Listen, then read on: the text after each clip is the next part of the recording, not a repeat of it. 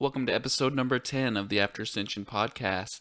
Number 10 just happens to be my favorite number, so this is due to be a special magical episode. And they're all special to me because 10 episodes in is a really big milestone.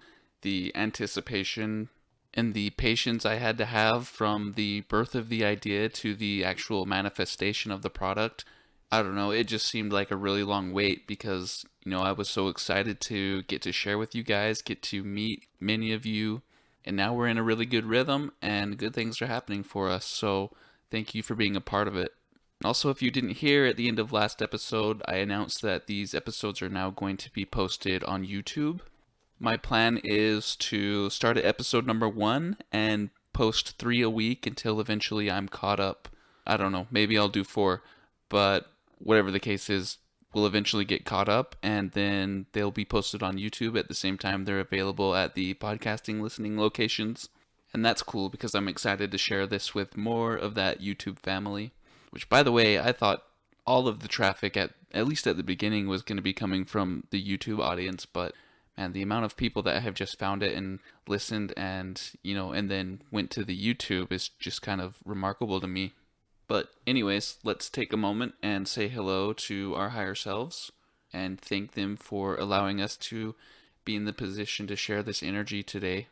And while we're doing this, I want you to really focus on coming from the heart and show gratitude for everything you've been through and everything you've learned and all the potential that you have going forward. So let's do that now.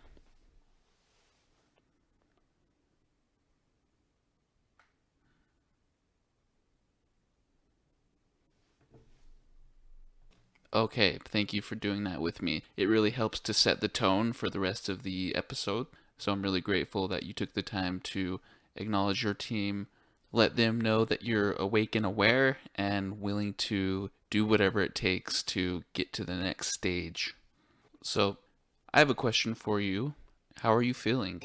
Are you happy and fulfilled in your life? Are you sort of in a little bit of a lull? Are you in a depression?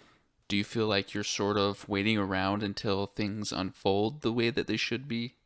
Whatever the case may be, it's really, really important at this time to focus in on the fact that you are right where you need to be at exactly the right place and time. And accepting your circumstances the way they are isn't always easy, but you are exactly who you need to be, and you are exactly where you need to be, because everything you're seeing and everything you're experiencing is exactly what God has asked of you. And that's special, and how could that be wrong? The Creator doesn't make mistakes, and everything you're going through is refining you down to the core so that you can regain and take on that mantle that is the piece of God that you are. And the anticipation for something so grand is kind of staggering. And the 3D part of you can get stir crazy if you don't come back into that realm of being in the right place at the right time and allow yourself to fully accept and absorb the love that is being offered to you unconditionally at all times, no matter what. And maybe on this ascension journey, you've had some failures, you've had some bumps in the roads, but you should know that your team, your higher self, does not acknowledge failure. They don't want any part of that word. They don't want anything to do with that energy. Everything that maybe you consider a failure is just a piece of this unshakable foundation that you're putting together. And you have to dedicate yourself. You have to study. You have to learn how to wield these new energies, because when that time comes and you're ready to do what it is you came here to do, you're going to be a complete and total master at whatever it is you've decided to do. And if you can put everything aside and rest in this now energy with the full knowledge that all is as it should be, you then put yourself in a position to regain all of your creative power. And then at that point, your third eye fires up and then outpours the creative energy that you came here to harness. And right now you're being asked to flex that creative muscle so you can get to the point where that third eye, that portal opens and it runs like a well-oiled machine. Because at the end of the day, that's what we all came here for, right? Let's not dance around that any more than we should. We came here to open that third eye portal to meld with our higher selves and all multidimensional aspects of us and tap in to that unlimited creative potential that we possess. And the ability to do this is your birthright. Your Akashic records and everything they contain belong to you. And something that's a really big issue that I feel is unfortunate is that a lot of old souls have awakened and been implanted with the idea that their third eye is blocked or clogged up or not functioning the way that it should be. And maybe they've been told they're not hearing their higher selves and their guides because of this. And they're not getting that creative inspiration and don't have the know-how to execute it because their third eye isn't operating the way that maybe it should be. I'm here to tell you today that's 100% BS. It's complete and total garbage. And as long as you're under this impression, things aren't going to be operating for you maybe the way that they should be. And that comes from the idea that you're broken. You're not. And yes, it's true that there's been a lot of time and there's been a lot of resources spent on trying to suppress this God-given technology that we all possess. But the truth is, if your higher self and your team want to get through to you, they're going to get through to you. There's no calcium, there's no aluminum, there's nothing in this plane that can stop that from happening. And the things that have been done to hurt this planet and hurt people are more so going to affect those who haven't awakened, those who are not on the ascension path, those who are not old souls looking to ascend and come into alignment with who they really are. But you're different, and you don't need me to tell you that for you to know. The rules that apply to everyone else don't apply to you. You're here to rewrite those rules. In fact, you're here to throw out their rulebook completely that was made by low vibrational, low percentage DNA consciousness. This rulebook that is based on survival and fear that they all think is permanent and set in stone. You're going to turn it into ash and it's going to crumble right through their hands. And a new story will be written. One that acknowledges the God inside, one that recognizes that we all truly come from the same place. But let's shift the focus back to you. What are you doing creatively to exercise that pineal gland technology? And when you do get that inspiration to create, are you acting on it or are you letting it fly by, putting it away for another time? Because let me tell you something. The time to act when the inspiration to create is touching you is immediately. It's very important that you don't put it aside for another time, because when that bubble in your gut to create something comes forward, it's short-lived. And the only way to capitalize on that opportunity is to get right into whatever project it is that you're being steered into. Because that's divine inspiration. It's your higher self giving you something to do to work that muscle. And, it's kind of like, to give you a personal example, I've always liked working out, but I never really enjoyed running. And last year I got on the treadmill and I just decided that I'm going to start running. Well, I only ran a few minutes before I was absolutely dead.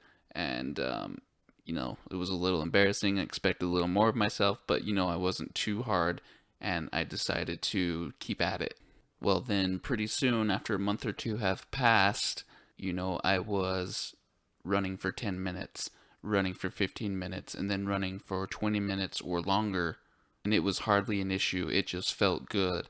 I felt really accomplished, and I was excited to challenge myself moving forward. And there are actually very few things that compare to how amazing it feels to create something.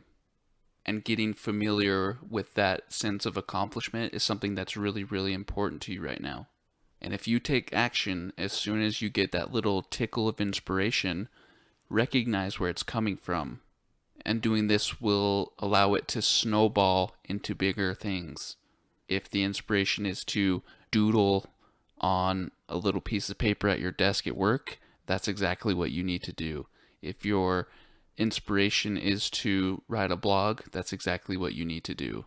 And every little moment you spend taking action on that creativity is expanding that portal bigger and bigger until eventually you are in that flow state permanently. And most likely you're going to put yourself in that position, and it's going to inspire others to do the same. So just keep in mind, your pineal gland isn't broken. You just need to flex it a little bit. Don't let anyone tell you otherwise, because chances are they're just trying to make themselves feel special about where they're at and trying to hold something over others and have something that's unique to them. But anyway, acting on creative inspiration is just one way to work that muscle. Something else that is really exciting and fun, and on top of that, rewarding as hell, is quantum jumping. Maybe you're familiar with quantum jumping, maybe you're not, but it's the idea that anything you can see in your mind's eye, any scenario or situation that you can visually put together in your mind, exists and is real. And that's true because you're a creator being, and anything that you can create is real. It exists somewhere. There are infinite possibilities in an infinite number of realities that you can create and tap into. And there are many reasons to start quantum jumping, and it can be really rewarding. But a lot of people fall short and don't get any of the results they're looking for is because they don't get their emotions involved. They just kind of visualize and stare at it blindly, but nothing is really making an impact because they're not fully engaging in those energies that they're experiencing. Anyways, let's get into exactly what this is and how to do it successfully. So let's say you aspire to be a healer. Well, you want to pick a time where you can be in complete silence. In darkness is preferred. Make sure you're not going to be disturbed. But before you start your visualization, make sure you are in the proper mindset, in a very balanced, calm state of being, because otherwise you're not going to be able to get as deep and as connected to this visualization as you need to be. And the best way to do this is through breath work. Shout out to Emily Harrison. But another way to achieve this is to count down, visualize that, let's say you start at the number 20, then you go 19, 18, 17, and then as you count down, you're actually walking down a staircase or up, whatever you prefer, doesn't matter. But at the end of this staircase is a doorway. And as you're doing this, you're going to want to visualize that the staircase, the lighting is a little bit dim. And at the end, this doorway is closed, but the light on the other end of it is so bright that it's, like piercing through the door, coming through the cracks. And this should be something that's very easy for you to visualize. And as you do this, I want you to really take your time getting down this staircase. So then you're consciously engaged in each step you're taking, and you're sending a message to your mind that it's not allowed to interrupt. And you're really setting the tone for what's about to come next. Okay, so you're walking down this staircase, you're taking your time, you're being conscious of every step you take, every breath you take, and eventually you get to the doorway. And if you can maintain your focus all the way down the stairs, by the time you get to this doorway, your pineal gland is going to be really firing off, and it's going to be working hard for you and producing a lot of energy. So now you're at the doorway, and before you open it, I want you to take a deep breath, and as you grab the handle, Set your intention on what it is that you're expecting to experience on the other side. And remember, for this example, we are wanting to develop our healing abilities. So now you've set your intention and you grab that door handle, you twist the knob, you step through that threshold, and the light just floods you. And on the other side of that doorway, as the light starts to dim, you are the version of yourself who is the master healer. And you can be in modern day, you can be in the future, you can be in the past.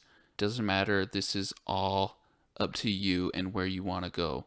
What matters is the energy that is carried in that master that you are assuming control of. And at this point, before we do anything else, we want to get our senses involved. We want to get our emotions included in this visualization. That's what's going to make this special and effective. And if you do it right, you'll know, because you're going to start getting tears of joy in your eyes. So, you're now this master. I want you to start taking inventory of the environment that's around you. I want you to know what it smells like. I want you to know the temperature that you're experiencing. I want you to listen to the sounds. And all of this, if done properly, is going to lead to complete and total immersion into this scenario that you've created. A scenario that is real and exists because you said so. And as I'm explaining this to you, I'm visualizing in my head, and I'm just going to, from this point forward, tell you what I see and tell you what I'm doing. So, I'm in ancient times. I'm in probably the Middle East somewhere, and I think this is something that maybe most of you will be familiar with, but I'm in a marketplace. I see an old man, and this old man is suffering from a disability. His leg has been hurt, and he's not mobile anymore, and he's very, very thin from not being able to work, not being able to eat. He's not able to take care of himself. He feels like a shell of who he used to be, and he feels invisible and as though everyone else sees him as a burden. This man used to be very active. He used to contribute. He used to be highly regarded in the community. But because his issue is so severe, it's left his body crippled, and his mind soon followed after. And I see this man, and my heart is instantly exploding with love for this person. I see beyond the disability, and I see the real him, and I know, because I am a master healer, that I can correct the situation. So already, as I'm doing this, my heart is swelling with love, with compassion, and with the knowledge that I can correct things and improve this man's situation in such a way that he thought was impossible. And as I approach this man with a full heart, I sit next to him and I acknowledge that he's there, which in itself is just a total shock to him. And just the act of seeing beyond his current situation into the God in him is enough to light him up. And then I speak to him. I don't acknowledge his issues. I don't mention his flaws. I ask him where he's from, what interests he has, and I relate, and I just talk to him.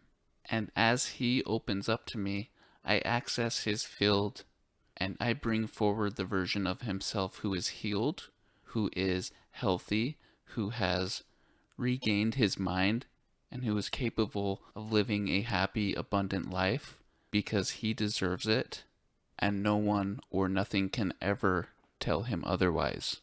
And in this moment, this man is overwhelmed with love.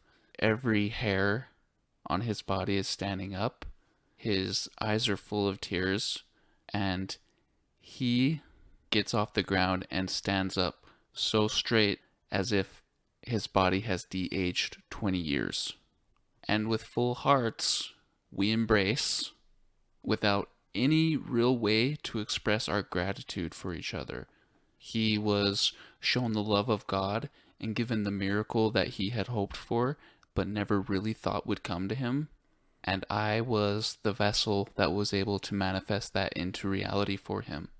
And as this experience unfolds and all these motions come to the surface for me in this visualization, my 3D self, who is resting home in bed, visualizing and creating this scenario, is going through the same emotions. And then going forward, I would continue this visualization. I would walk the streets. I would be in this place. I would hear the people going on through their day. I would hear the people in the market shouting that things are for sale.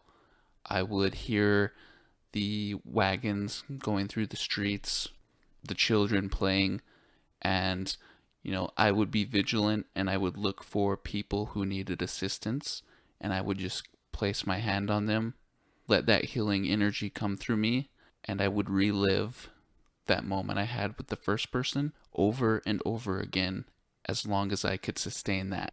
And you can do this in any way that you can come up with. Say you want to be a musician or a painter, you would put yourself in the position as a painter, visualize that inspiration coming forward, and as this painting comes together for you, the joy and the emotion from creating that is going to reflect back into your physical self. Because the physical self doesn't know the difference between the visualization and what's actually reality.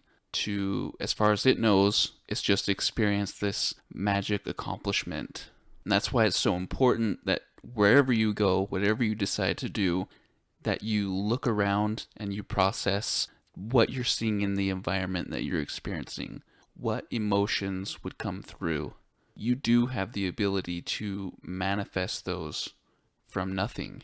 And if you can find yourself fully immersed in that environment, in that situation, then you take on the essence of that experience, meaning that that master energy starts to rub off on you. The worthiness that the artist feels, the confidence to take something on, knowing full well that you can execute it, and the end product is going to be something that's really special and unique. And my niece is crying in the background, but I love her, and I'm going to go put a stop to that, and I'm going to go play. So thank you very much for being here. And, like I said before, these episodes are going to make their way over to YouTube. I know that the podcast listening platforms are much more convenient as far as YouTube goes and, the audio format that these are in. But if that's something that is interesting to you, make sure you look out for those. And thank you all for the emails and the donations. Really helps me going forward. And I'm excited to create with you and bring some things to your attention that can maybe assist you on your journey. So remember to keep it simple, trust the process, and believe, my family. Goodbye.